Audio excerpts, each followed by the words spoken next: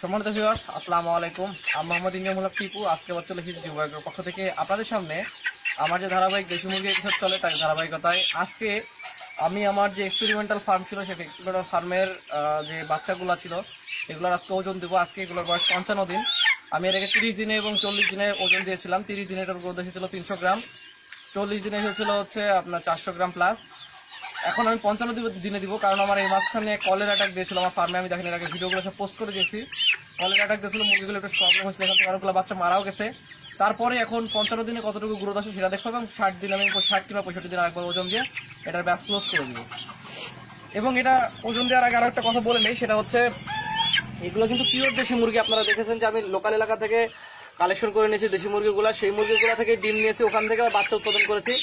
সেই বাচ্চাগুলাই আমি আমার মানে টেক কেয়ার এবং পরিচর্যার মাধ্যমে উৎপাদন করে দেখার চেষ্টা করেছি যে আদৌ দেশি মুরগিটা কতটুকু ওজন নিয়ে আসা যাবে 2 মাসের মধ্যে, এবং এটাকে ব্যবসা সফল করা যাবে কিনা সেটার উদ্দেশ্যেই কাজগুলো করেছি। আমি আসলে ওজন দিতে থাকি, আপনাদের দেখাই। আমি এই মুরগিটা এর আগে প্রত্যেকটা ভিডিওতেই ওজন দিয়েছি এই মোরগটা। আমি সেটাকে একবার ওজন দিয়ে নিই, তারপরে বাকিগুলোকে ওজন দিয়ে দেখাবো। এখন দেখতে পাচ্ছেন এটা 646 গ্রাম, মানে 650 গ্রামের মতো ওজন। ঠিক আছে, এটা খাই নাই সকালবেলা, না খাই ওজন এটা 650 গ্রাম ওজন। দেখতে পাচ্ছেন আপনারা 650 গ্রাম ওজন। এটা কিন্তু 55 দিন বয়স।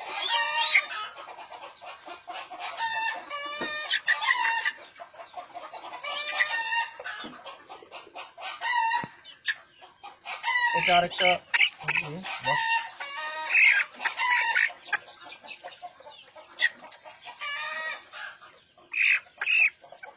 এটা হচ্ছে 522 গ্রাম।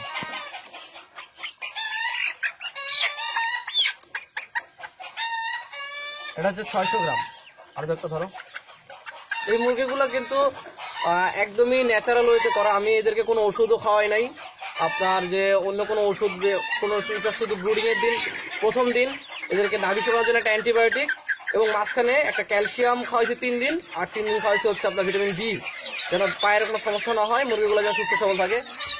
এই উদ্দেশ্যে যা শুধু 2 দিন এই ওষুধগুলো দিচ্ছি। এ ব্যতীত কোনো ওষুধ খাওয়াই নাই। আর অসুখ হওয়ার জন্য, কলেরা হওয়ার জন্য আমি যে ট্রিটমেন্টটা দিচ্ছিলাম এইটাই। তো আপনারা এই গ্রোথ সাফল্যটা অবশ্যই বুঝতে পারতেছেন যে অনেক ভালো একটা গ্রোথ আসছে দেশি মুরগি। এটা কিন্তু পিওর দেশি মুরগি, ঠিক আছে। এই মুরগিটা কিন্তু আপনারা যেটা অ্যাজ ইউজুয়াল যে মুরগি দেখেন সেম, এই যে দেখতে পাচ্ছেন এটার মাখন তো অলরেডি, ঠিক আছে।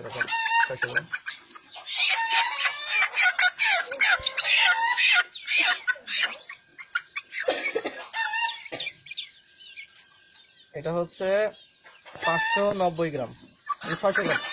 55 দিনে এভারেজ 600 গ্রাম। এটা আরেকটু গ্রোথ বেশি আসার কথা ছিল, কিন্তু আমার মুরগির হচ্ছে কলেরা অ্যাটাক যাওয়ার ফলে এটার প্রবলেমটা হয়ে গেছিল।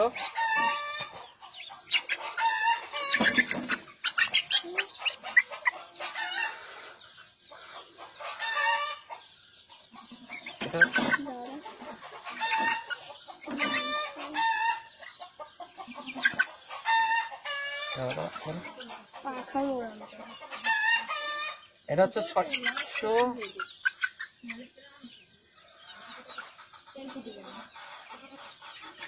660 গ্রাম। তো আপনারা দেখতে পাইলেন যে এটার এভারেজ 600 গ্রাম প্লাস 55 দিনে।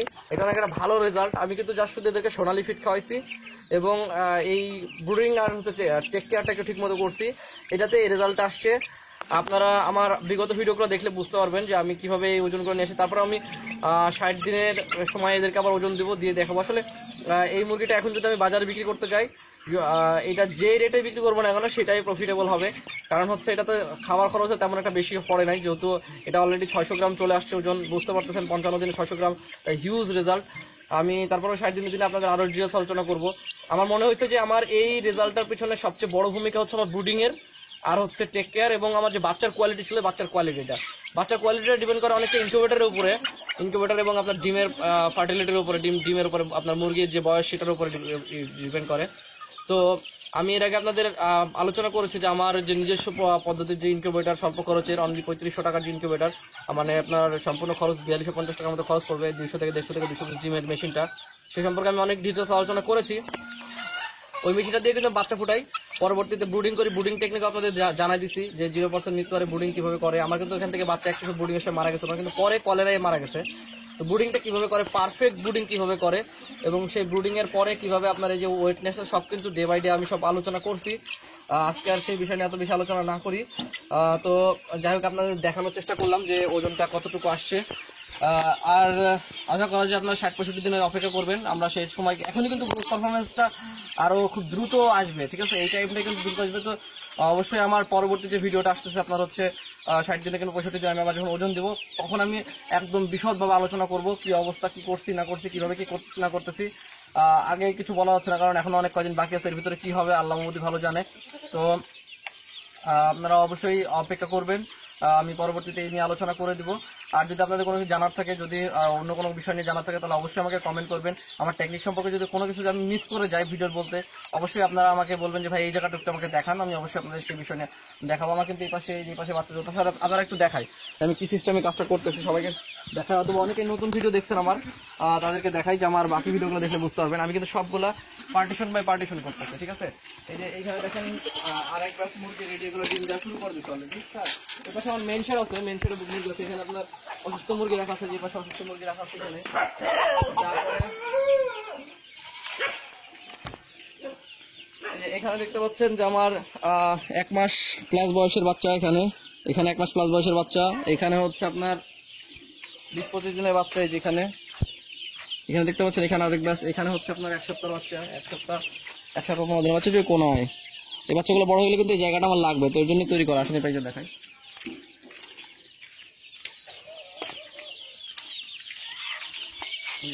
এখানে বাচ্চা। তাছাড়া আমার বাচ্চা ব্রুডিং চলতেছে, আমার আরেক জায়গায় ব্রুডিং চলতেছে মেশিনে, বাচ্চা উৎপাদন হচ্ছে। সপ্তাহে আমার প্রসেসিং। আমার টার্গেট আছে যে আমি এই ফার্মটাকে 60 দিনে বিভক্ত করবো। আর প্রতিদিনের বাচ্চা উঠবে, প্রতিদিন বাচ্চা বের হবে, প্রতিদিন বাচ্চা প্রোডাকশন হবে। এই যে পাশে দেখেন একটা জায়গা করছে, এটা আমার শৌখিন ঘুঘুর খামার, মানে ঘুঘু পালন শুরু করছে এখানে কিছু ঘুঘু আছে আমার। এই যে ঘুঘুনি আমি কিছু ঘুঘু নিয়ে এসে রাখছিলাম, সেই ঘুঘুগুলাই যে এখানে রাখা আছে, এটা অস্ট্রেলিয়ান ঘুঘু। যাই হোক, এইভাবে সব পার্টিশন বাই পার্টিশন আমি চেষ্টা করছি যে আপনাদের বোঝানো যে কিভাবে এই দেশি মুরগিটাকে লাভজনক পর্যায়ে নিয়ে আসা যায়। যেটা একটা ব্রুডিং এর জায়গা, কিন্তু মুরগির একটু সমস্যা এখানে আলাদা করে রাখা আছে।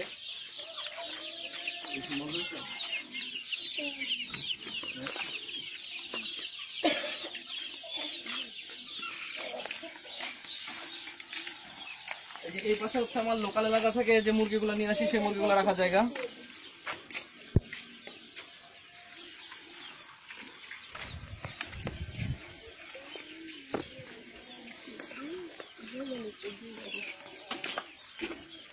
এই যে এই পাশে দেখতে পাচ্ছেন আমার মেন শেড, ওই পাশে কুচা লাগা মুরগি রাখার জায়গা।